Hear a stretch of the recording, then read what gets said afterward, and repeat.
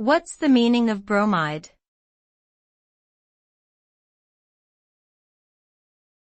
Bromide.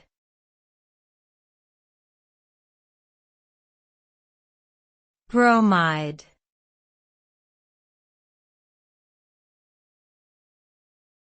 Bromide.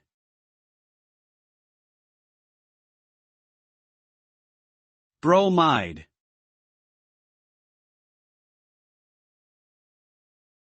The word bromide has several meanings depending on the context. In chemistry, it refers to a salt of hydrobromic acid that contains bromine and another element.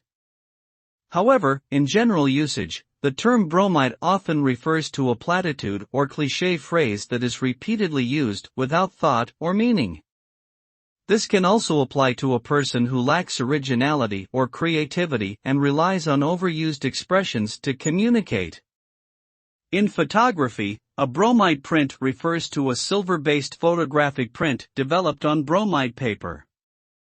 Overall, the term bromide often conveys a sense of predictability, monotony, and lack of originality.